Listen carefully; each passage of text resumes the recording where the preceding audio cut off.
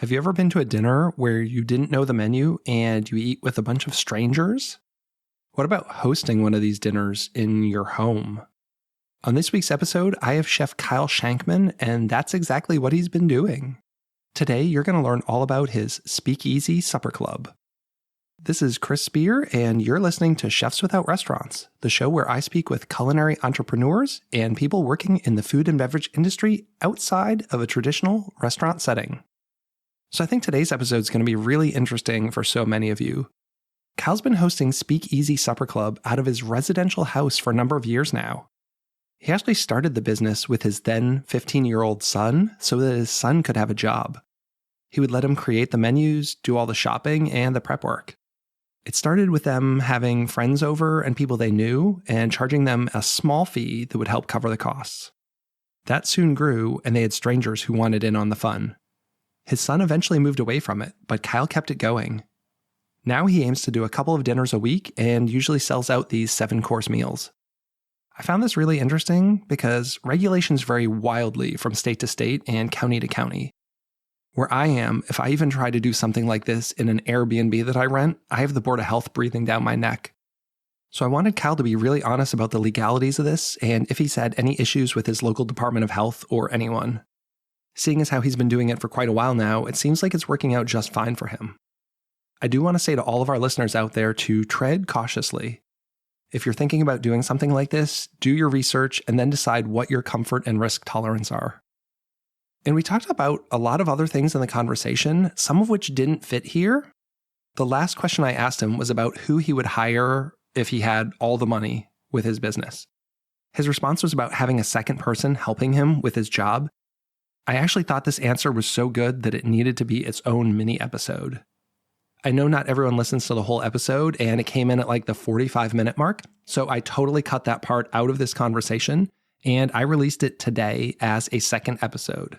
So when you're done listening to this, hop on back into your podcast app, wherever you listen to your show, and find the other episode. It's only about 7 minutes long. For me, it was one of the absolute biggest takeaways from the show, even though it had nothing to do with the supper club. Not to take away from the supper club conversation, because I also think that's really interesting. So go check out that second episode when you get a chance.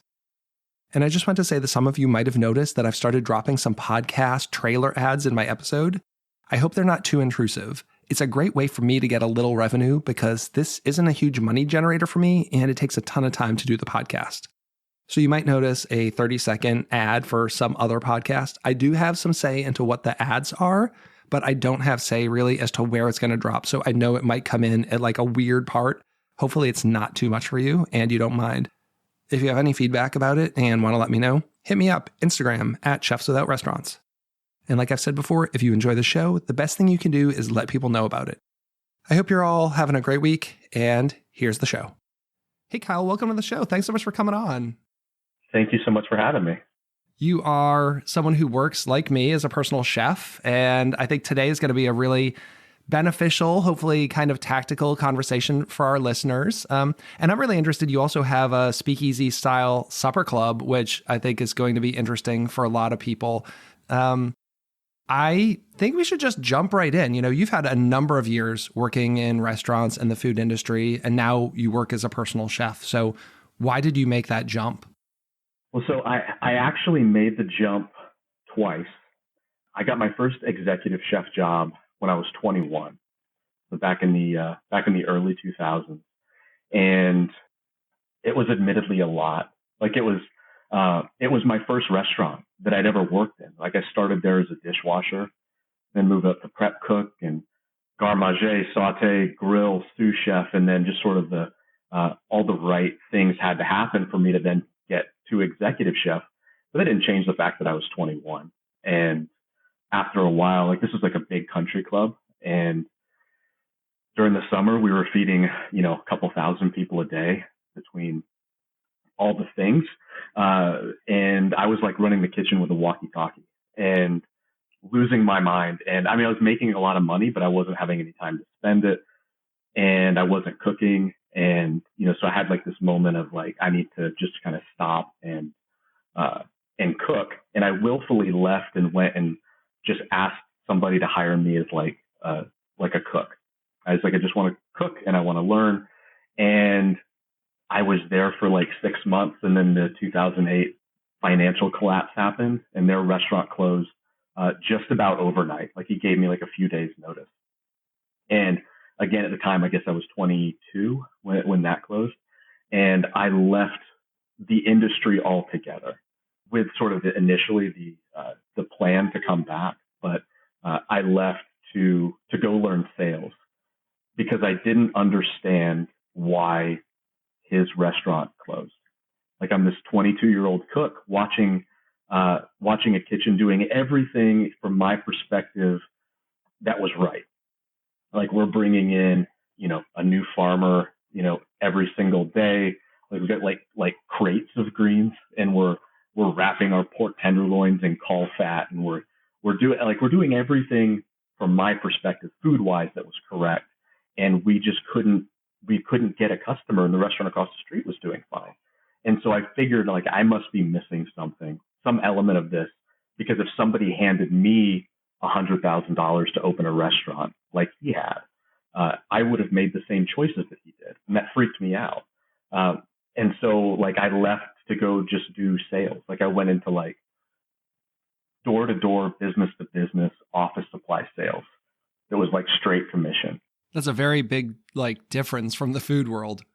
Well, I mean, I was looking at the restaurants that were hiring, and it wasn't the type of food that I wanted to cook, and I had just had this weird experience of like kind of getting too big too fast in the industry, and I was like, you know what, I'm still young enough and flexible enough that maybe this isn't the right thing for me. Like I fell into the culinary world almost accidentally in the first place. Like I went to school for architecture, and so I was like, I just need to like understand, I guess, base level marketing, like what it is that impulses people to make certain decisions. Why would they choose this restaurant over that restaurant? And I would eventually learn that that a lot of the decision making that we make as customers is transferable from product to product, restaurant to restaurant. And so I left and I did that, and I found a lot of success with it. And I did that for 3 years. I had my own office. I moved out of state, opened a sales and marketing firm in South Carolina. And then like once we were kind of like comfortable, I was like, gosh, I feel like I understand some things a little bit better. I'm ready to come back. Sold my company. We moved back to Atlanta. I started working for the Ritz-Carlton for a little while. And I was an executive chef somewhere else within 6 months. It was far from perfect, but it was closer to what I wanted to do. And I, randomly got this job offer or rather an interview offer to come and audition as a resident chef for a national cookware store, where we're doing like, public classes and demonstrations and so on. And I went and I did that, and apparently did well in that interview, and I was hired, and I had this sort of like perspective shift where I was cooking professionally. I was around food, doing what I loved, but I wasn't working 7 days a week. I wasn't working 80 hours. Like 9 o'clock was a late night. All of a sudden, I wasn't, I didn't feel like my body like starting to fail me, midweek. And I never really went back to restaurants in a traditional sense after that. I would stay, doing the cooking classes. I did that exclusively for about 6 years, but I was still cooking somebody else's recipes, and I kind of missed developing my own content. And that's when I started doing like private chef work around the same time the Supper Club started, sort of accidentally, and and I've been doing a combination of those things ever since. What was the first personal chef event, dinner like? Like, how did you do that? What was the leap of like, I want to create my own food and do dinners for people? How did you put that out into the world and land your first gig? Well, I had, friends and acquaintances that knew I did it. And once I kind of was free, I would, I kind of put out the bat signal and said, hey, anybody who's still interested. The beauty of social media is you can talk to a lot of people all at once.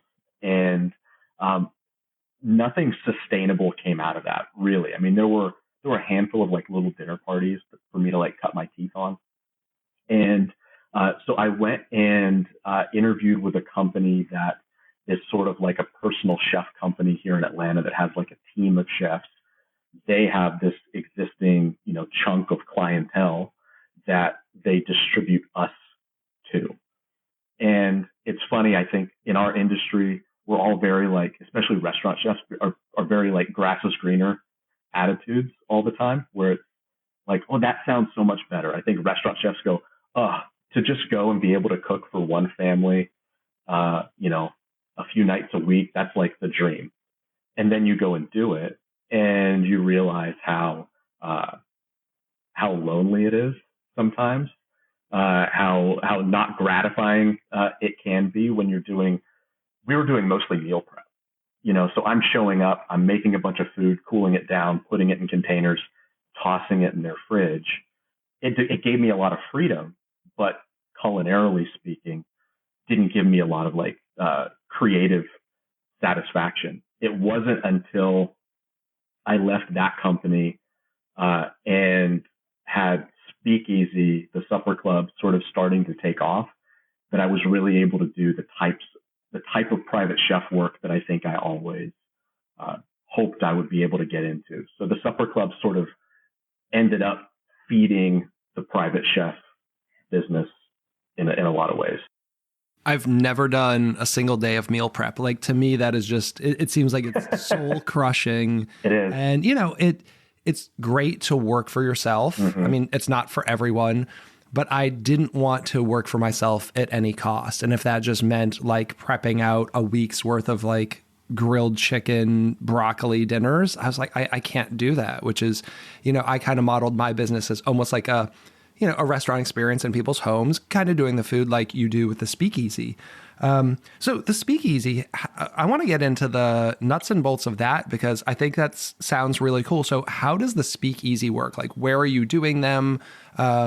What's the reception been? Talk through that, because I think that's something that's really interesting, at least to me, and I'm sure our listeners would love to hear about that. So we do them in our home. It's we kind of turn our house into a restaurant 2 to 4 times a week for up to 14 people at a time. It's all sort of one communal space right there where the kitchen is. It started as a side project for my son, Trevor, who was, he was 15 at the time. I started working for that personal chef company. He had expressed interest in the industry, and I didn't want to be that chef who's like, don't do it, you'll hate it. I didn't want that to be the reason that he, got turned off to the industry. I didn't want him to resent me if he ended up doing something else and hating it. That being said, he was 15. It would be difficult for him to like go cook his own food somewhere. And he was doing well at the house. Like, he was cooking genuinely impressive stuff without my help.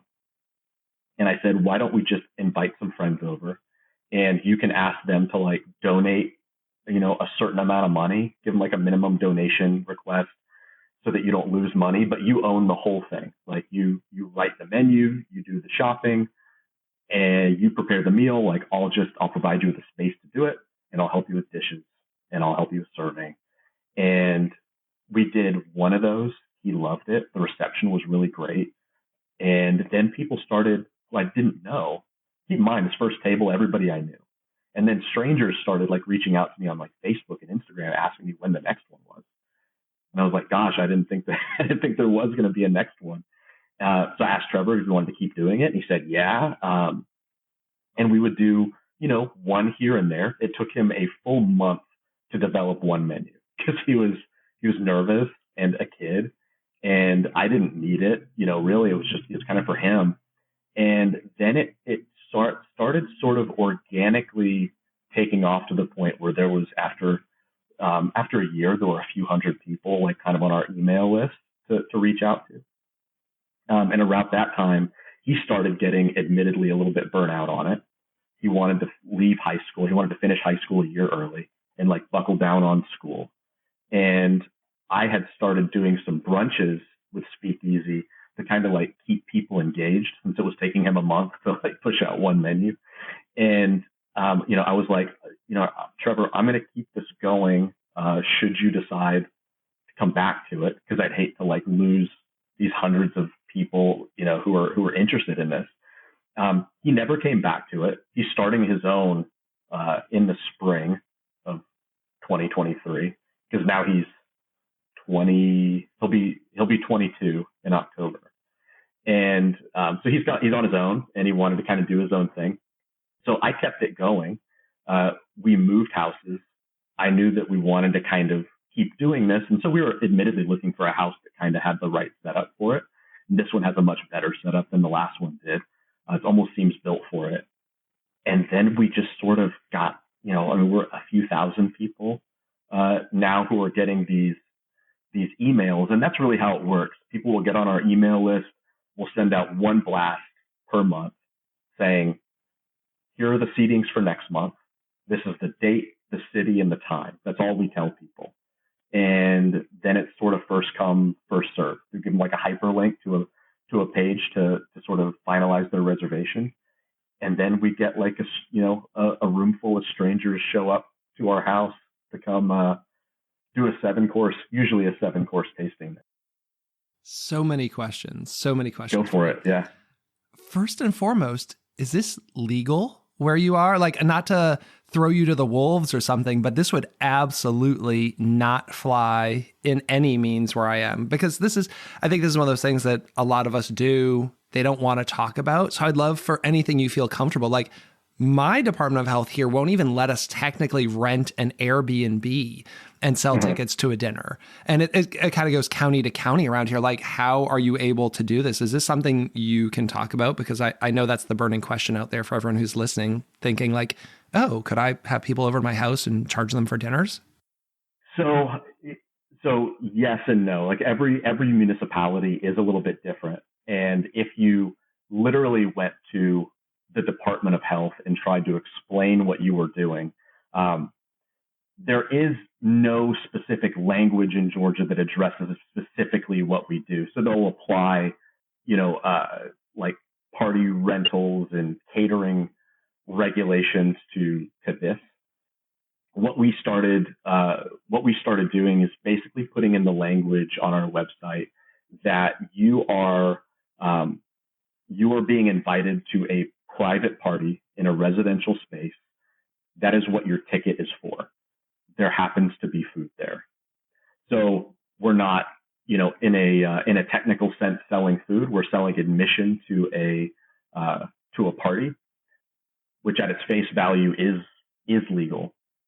And then you get into sort of this, this sort of question as to whether or not it would even be worth the health department's time. Here they would. They would find your place and show up, because that's how it is around here. It's been ridiculous because I love that idea. I don't think my wife is down with having a bunch of strangers in our house, but yeah, when I started Chefs Without Restaurants, a big part of it was going to be collaborative pop-up dinners. And I have a friend who has an Airbnb, and we rented it for the night, and we invited a bunch of people, and we got a lot of media attention, which I thought was amazing. It was the cover story of our local magazine. And then you get contacted that you need to stop running your illegal underground restaurant, or there's going to be repercussions. And then miraculously, someone actually noticed something potentially illegal going on at the Airbnb, and then that flagged inspectors to show up to this woman's business and cite her for other things. So there was some, I feel like, retribution. That's fun.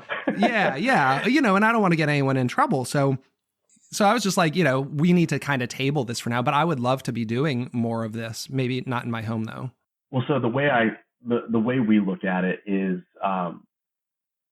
we treat this very much so like a dinner party that you get hired to go do in somebody's home, right? Like, which is perfectly legal for you as a private chef to go bring some food to a residential space. A bunch of people come and they pay and they have a party, like a private chef party. That's my whole business model. That's your whole business. Yeah. Yep. Yeah. When we developed our LLC and I went through, categorizing what our business is, it's a private chef service that host dinner parties.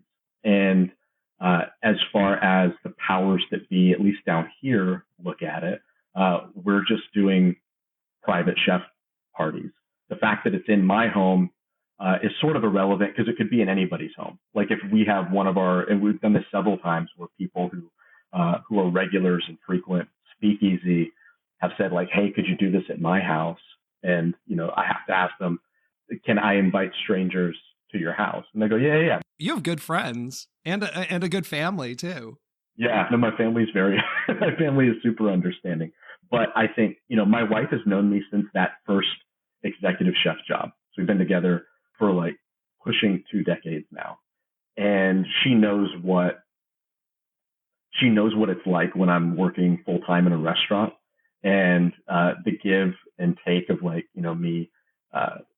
me having to, upend our house a few times a month to turn it into a restaurant is worth it because I'm generally speaking here a heck of a lot more often than I was when I was in the kitchen. I would love to be able to just do it all in my house and not have to leave and schlep stuff everywhere. Like that's the dream. And, I have been looking at what are the options. Like, is it feasible? Is it even allowed to like make my garage a licensed commercial kitchen? Like I've kind of looked at this because I would just love to not have to go out somewhere and do this. So really cool. I'm super impressed that you're doing it because like that would be my ideal dream. If someone asked me if I could do anything, what would it be? And it would be something along these lines. It's very cool, but as I said before, we do tend to be grass is greener in this industry.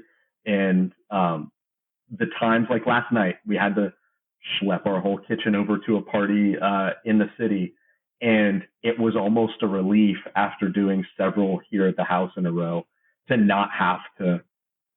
I mean, it's a lot. I mean, we've got a toddler, like it's a lived-in house, that needs to, part of the charm of it is that it looks like a lived-in house, but not to like a crazy degree. Like her toys can't be out in the middle of the living room, so we have to, we have to do a lot to make sure that everything is clean and safe and attractive and still feels a lot like a restaurant experience when people sit down. So it is kind of a nice change of pace when we do get to leave the house too. Looking on your website, it looks like you're selling out your events, which is fantastic. How hard is that? How much of a push is it? Last weekend, I went up to New Jersey, did a collab pop-up dinner with a friend, and it seemed like it was pulling teeth to get people to come in. And maybe because we were in a smaller area, it wasn't as big a city with more people to draw from, but I just felt like every single day we're like pushing this out there, like we've got this dinner, buy tickets. We're just trying to do 2 seatings in an Airbnb. And I can't imagine like my whole business model just being trying to push to get all these individual people come. Is it, I mean, you've been doing it for quite a while now. How has that changed? Were you having more trouble when you started and now it's an easy sell? Yes, to both questions. It is, knock on wood, not difficult at all to sell out now. Like we don't do a push beyond, we send one email and an entire month will be sold in an hour, sometimes Bravo. Sometimes 10 minutes, depending on if it's like a themed dinner or something like that. And that was not the case in the beginning. We had we probably put up 8 dinners in the first year and only ran 4 of them. The other 4 couldn't sell seats to, so we canceled them. Then the next year, how many people are you trying to get into a dinner? Like, what's the head count? Now it's 14. 14 is the 14 is how many we can fit, and it's also kind of what we have the infrastructure for. Because it's one oven, one 5 burner range. You're still rocking the one oven at your house? Come on. Yeah. I cook for tons of customers. I only have one as well, but I go into so many houses where they have 2. I'm like, that would be the dream for me. Yeah. No, I mean, we have like a little like warming drawer that actually works as an oven underneath our oven for like one sheet pan, which is, helpful. But I mean, the second year we did a little bit better. And I think I did restaurant consulting for a little while. And something that was always so frustrating when I would talk to restaurant chefs and restaurateurs was just sort of this idea that if you're not getting the response that you want right away, you must be doing something wrong and something needs to change. and you'll start seeing restaurants like, you know, a few months after opening, like introducing things that were clearly not part of the initial business strategy. Like they're not adding brunch because it was part of the plan. They're adding brunch because like they're panicking and they need the revenue. Sometimes that's not the case, but generally speaking, you start seeing them changing the menu, changing the style of service, grasping at straws because it's not busy as they hoped it would be early on. And I think the reality of it is that in this industry, as competitive as it is, and how many restaurants and food choices there are for people, especially in like major metropolitan areas, it just takes time. Like if you're doing something well, that does not, you know, presuppose that people are going to pick up on it and respond to it right away. Like you're going to have to build some credibility, and those people are going to have to tell people, and their friends are going to have to tell people, and so on. And what was cool about Speakeasy is that it almost proved that point. It's kind of a microcosm of the industry in that we just literally kept doing what we were doing. When people weren't coming, we started adding courses and increasing the price, because from our perspective, we were doing it for fun. And if changing the menu to be more accessible to more people made it less fun for us, then it wasn't worth it. So we just kind of doubled down and kept doing what we wanted to do. And people eventually, you know, it's hard to remember the tipping point, but it was seemingly overnight that, you know, that I just stopped having to make posts on social media to get tickets. It was like people are now, like if people are angry with us, it's because they couldn't get a seat. You know, like they're begging for tickets, and we never changed anything beyond just continuing to try and improve what we were already doing. It's really funny how that works. And, you know, so much of it's psychology. You worked in sales, but that idea as almost like you become more exclusive and more expensive, it becomes more of a thing that people want, right? And I think a lot of people, especially now, I mean, the economy is turning down a little bit, and I see people getting scared and they're starting to lower their prices on their menus, even though food cost is going up. They're, you know, like, well, let's do like a weeknight 3-course meal for $75 when I feel like you maybe need to stick to your guns and even double down and just say like, no, my service is for more an exclusive high paying clientele. And we're just going to go deep into that thing. And it's scary if you're not getting customers to kind of do that. But I think that is a real thing that works. Yeah. And I also think that, you know, the fastest way to sort of lose, you know, any sense of like sustainability in a restaurant is to start trying to be relevant to everyone, because you can't do that successfully. So it does come down to like kind of doing the math and going, how many seats do we have? How many seats do we need to fill? And you can do the same thing as a private chef. Like how many tickets do I need to sell? How many plates do I need to serve? And work that up against your expenses and go like, how many people do I actually need to be relevant to? Like we're doing excellent if we do 3 14-person seatings per month, right? And so from my perspective, I need to be relevant to that many people, which is not a lot. There are easily that many people who have $120, $150 to spend on dinner. It's Kevin Kelly's 1,000 True Fans. Do you know that? Basically, it's a great essay. He was the editor-in-chief of Wired, but he wrote this essay years ago and he redid it recently. But basically saying like, you don't need millions of followers. You need like 1,000 true fans. And he talks about the Grateful Dead. Like he said, stop people on the street, ask them if they like the Grateful Dead. Probably like 1% will say yes. But like that person goes to like every show and travels around the country and they spend money on all the stuff. Like you don't need to be everything to everyone. You just need people who really love you and love what you do. And, you know, for my business, when I started, I was doing tons of 2-person dinners, 4-person dinners, this and that. And now I'm just like, it really needs to be like 10 and above. And like you, now I'm working sometimes 1 day a week and people are like, wow, like, is that really a business if you go out and cook 1 day a week? It's like, yeah, because I'm cooking for like 16 people. I used to sling food for like, I'm doing a 2 on Tuesday and a 5 on Thursday. I'm like running myself ragged. It's like, let's just focus on getting one dinner party that's going to pay the bills this week. And then the rest of the week, I'll fill with other stuff. Yeah. A really quick, neat story that relates to that I always like to tell people is that when we first started, we did what a lot of, new restaurants, if you want to call us that in this instance, do, and invited like a bunch of like food bloggers at like cost, because you go, oh, look at all look at all the exposure we're going to get, right? And that comes from a place of like, being new and not having the confidence to just sort of stand behind what you do, I think. And there were 10 people at the table. There were over 1 million followers between them, and there were local food bloggers. All that we asked is that they made a post about it. Everybody did, and we got a grand total of 3 new subscribers to our to our website. I chalk it up as a lesson learned. We didn't lose money if you just look at just like the raw cost of it. So compare that to we have a guest who we would consider our biggest regular. She's been to over 30 of these now in 2.5 years. Her Instagram is private, and she has maybe 60 followers.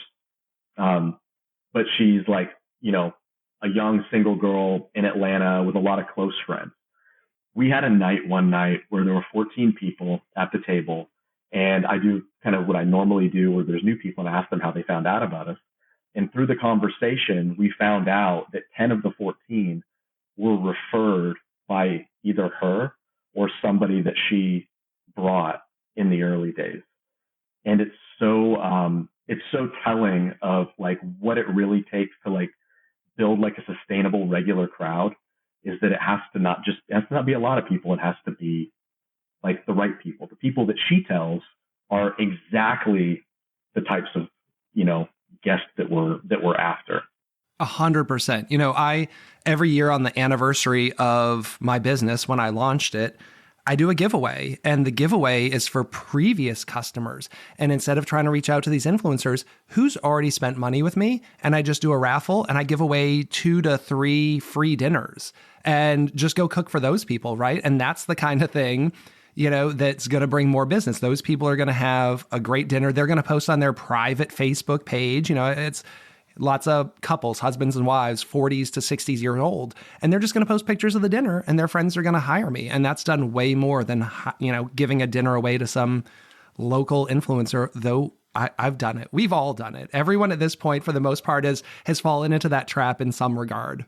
If you I tell people who are considering it, I go, look at their Instagram pages and look at the comments on every post. It's just all other food bloggers. Like they're all talking to each other.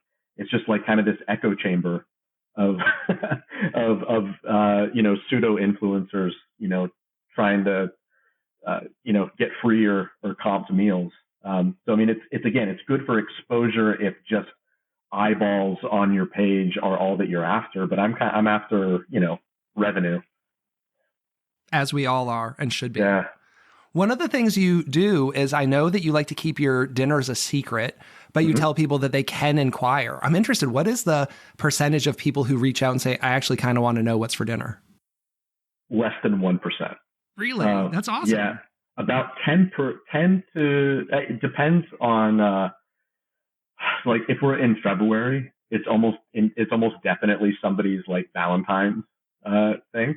And a good percentage of them will reach out to ask about. They'll say, I want to preface it. I don't want to know the menu, but I would like wine pairing suggestions if you have them. So a decent percentage of people reach out asking about like pairings, just so they bring what they feel is the right thing. Because we don't, to get back to that sort of like legal gray area, like we don't touch a bottle, we don't pour it.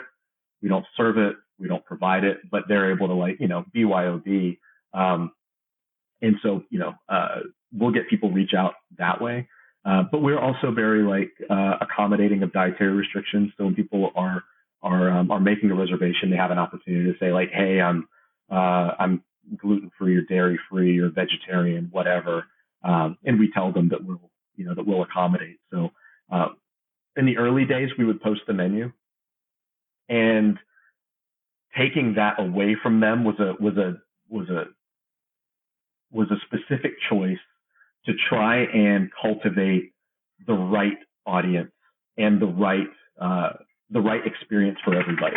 Because I do think that part of the experience is the conversations and the relationships that are built between these 14 strangers at a table. And there's no guaranteeing that any of them are going to have a ton in common. But if you can guarantee that everybody at the table shares this one really unique personality trait of being willing to, buy tickets to a location without knowing the address or knowing the menu, that's a really specific type of person. They might come from tons of different socioeconomic, political, ethnic backgrounds, but they all kind of share that.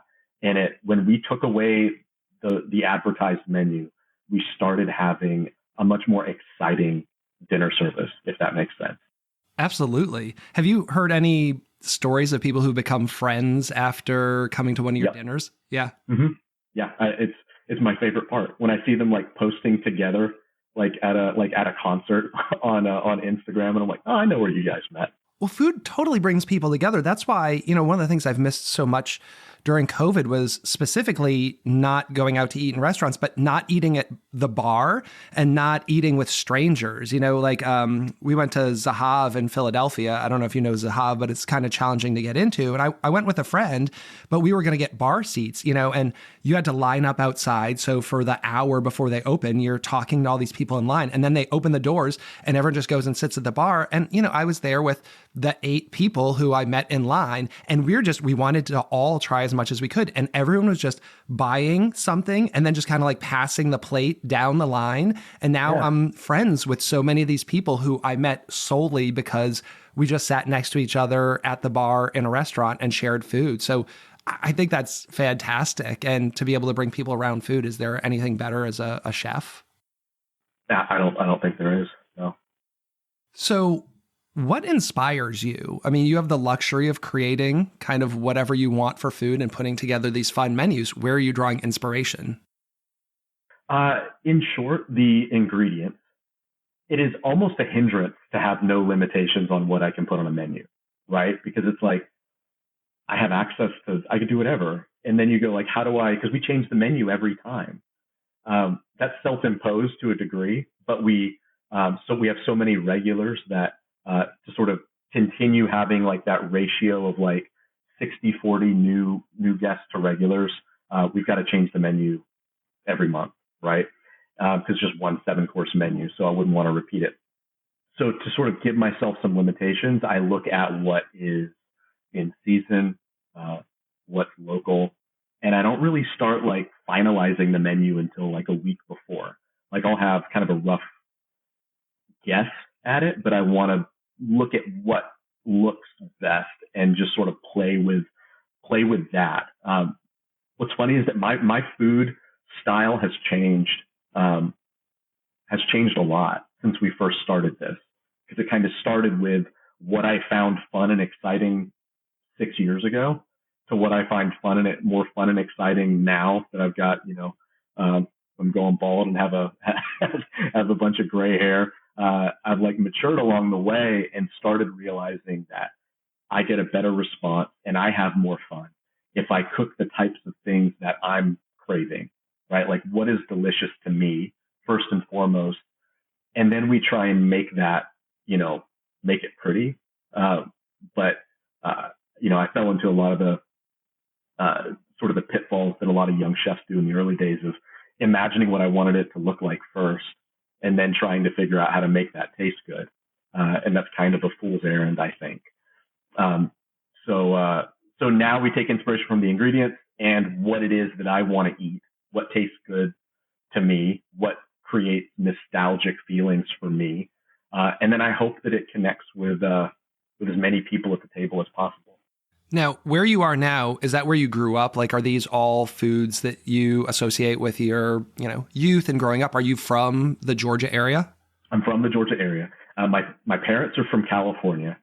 We moved here very, very young. So I've only known Georgia really. That being said, my parents didn't cook when I was growing up. Like I wasn't around food as a kid. Uh, like they were, still are professional physical therapists. We're running clinics and we were like latchkey kids, me and my brothers, eating stuff out of boxes or cans or jars or, frozen food. And like I got into the industry, because I wanted independence and I wanted money as a kid. And the first, the industry that will more likely hire a 15-year-old is going to be, hospitality in some way, shape, or form. And so I got very comfortable in the industry working as a line cook and as a server and in delis and smoothie bars and things like that. And so like inadvertently became very comfortable in this world when so it was an easier transition when I decided to switch careers and go into food. But that being said, like when I was working in restaurants and things like that, they were all local in Georgia, and I was interacting with mostly local ingredients and styles of food. When I was working as a resident chef for that cookware company, we had to, like, as the resident chef, like I had employees, chef instructors who were specialists, but because the content was all coming to us from corporate, if somebody wasn't available or comfortable with a certain topic, it fell on me. And so in the early days, it was a lot of like fake it till you make it, like, Kyle Shankman trying to teach an authentic Korean class. And eventually, I became very sort of passionate about cuisines that I'd never interacted with as a restaurant chef, like Thai and Korean and like authentic Spain and Mexico.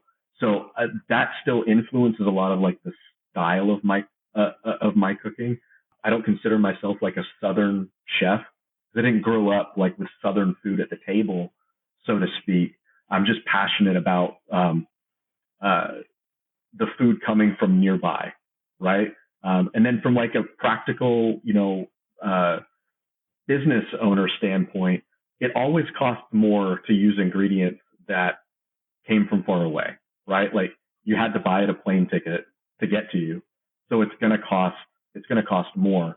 Whereas if you're dealing with ingredients that come from your state or a state that touches your state, yeah, there might be some increases when you're dealing with proteins and you're dealing with like independent farmers. But I still think that it's a net gain when you have that story to tell to your guests, and you can keep kind of the money in that local economy. Most definitely. One of my challenges is getting people to take the journey with me. It's very different when you're trying to sell tickets to a dinner as opposed to being a personal chef and have clients who specifically reach out. I'm going through that literally this morning. Someone sent an email that they're coming to town and they want like a surf and turf dinner and they really want like grilled steak and lobster tail. And like, that's just not my jam. It's not my vibe. And like, I haven't drafted that email yet, how I'm going to kind of say like, yeah, I hear what you like, but I really don't do that kind of food. Can I send you a menu of what I do? And I might have to be comfortable with them saying like, we're going to go another direction and be okay losing that. But for me, making food that I'm excited about is really important. And I know not all personal chefs share that view. Some say you should just, it's a business. You need to cook what the customer wants. And that's, I don't want to make anyone eat anything they don't want, but I also want to be fulfilled. Yeah, that's the balance, right? And I don't know there's a perfect way to have that conversation with a customer, but I do think that people respond in this industry to confidence, like a confident point of view as to what you do, and you just say this is what we do, take it or leave it. It's a lot harder to have that conversation when you're building the business, right? And you're like you need revenue. That's why I advocate for doing it on the side if you can, when you don't need it. I did it for 5 years while I worked a full-time job so I could build a brand. Like brand was really important to me, and say like, this is what I do. This is for people who like this, where I didn't have to take every gig. If I worked once a month, once every 2 months, no big deal. I was working a 50-hour-a-week cooking job. When I talk to cooks or people who reach out and ask about,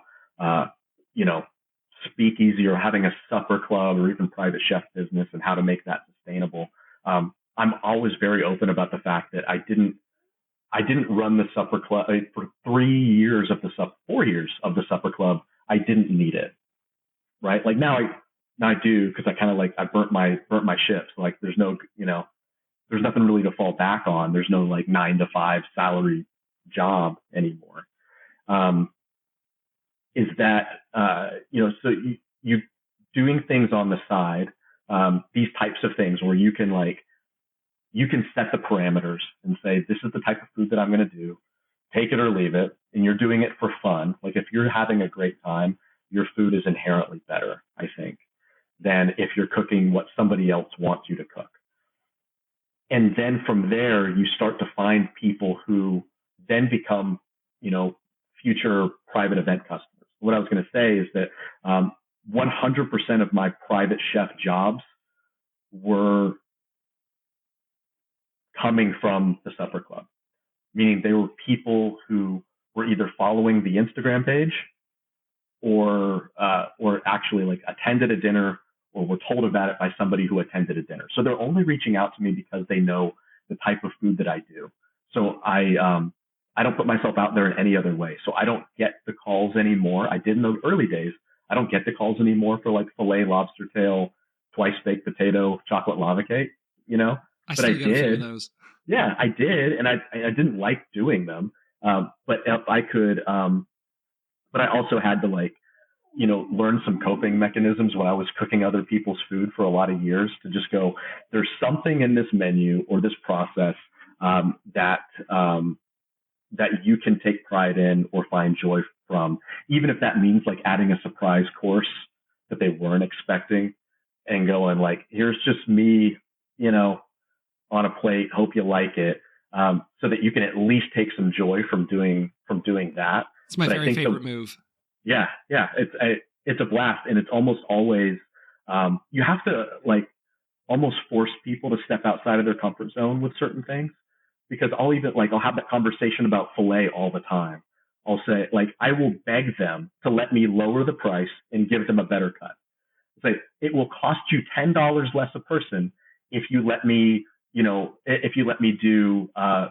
culotte or bavette or flat iron, right? And they're like, no, I think we'd rather do filet. And so when I'm presenting private chef options to people, I don't have a menu for people to choose from, even for my private chef business. It's all custom no matter what. But I will give them sort of this option of, I'm going to do something custom for you either way. You can consult on it if you're concerned or you have somebody at the table who's a little bit pickier. But most people just choose to sort of give me their requirements or requests and just let me kind of take them on a surprise journey and do sort of the chef's, secret menu with them. It's what we do at the supper club, and people are fighting to get seats. And when it's presented that way, probably 70% of the private chef customers now say, I don't even want to know the menu. Just surprise us. Just a heads up. My wife hates capers. You know what I mean? And then we build something from that. But even the 30% who want to see it, they see that custom menu of me basically showing them what I do at the supper club. And most of the time, if they have an issue, it's with one component of one dish. It's an easy switch. And at the very least, I'm still having a blast doing, a private chef party, which was not the case in the early days. I have 100% of my customers wanting to see the menu. I've done 0 surprise dinners in 11 years. Maybe we'll get there soon, but I am looking at changing some of the business model a little bit, which I'm going to be rolling out. I'm not quite doing a rebrand or a relaunch, but in the next month or two, I'm going to be making some of these changes to go more in that direction. What are we not talking about in the food and beverage industry, especially for food entrepreneurs? Because this seems cool and sexy and whatever, but for those who are maybe on the fence, ready to do something, what do they need to know that you don't think maybe gets talked about enough? That, and I say this as somebody who went to culinary school, that I think the traditional route has become sort of phased out and irrelevant if you want to be successful. I do think that sort of like the gig economy where you're, either doing pop-ups or, or collaborations, or supper clubs, things like that. You tend to learn a lot more, a lot faster. And it's practical knowledge, than going to culinary school and then working your way up through a kitchen. I think so many cooks and chefs, executive chefs, never fully reach their potential, not just professionally, but even like creatively, because they were just sort of hamstrung by, the systems that they feel are in place. So I don't know. I mean, I think in other markets, people talk about it more. Like we are kind of the only ones doing this in like kind of the North Metro Atlanta area. But people who are getting into the industry are so often just again going to culinary school and then going and getting the first job they can find and then working their way up through kitchens. So I think finding ways to express your creativity without any of the limitations of sort of a permanent four-wall brick and mortar space will teach you a lot more about what your path could and should be in this industry, and that there are a lot of other ways beyond working in a restaurant. I'm doing a commercial for your podcast. Please, I love that. That you can find joy in this industry. Like I'm more financially stable and successful than I've ever been, and I work hard maybe 3 or 4 days a week. And I'm home when I need to be home. I leave for Key West for a week tomorrow, and like I'm not stressed about it. And that all came from me just sort of disconnecting from professional kitchens.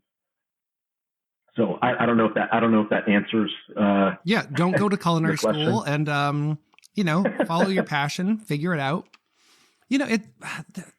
There's so many problems. I think just sort of stopping and rethinking ignoring the rules. Like one of the things that I learned the most from the early days of the Supper Club, watching Trevor, my kid, do it, is that he was breaking every rule because he didn't know the rules existed.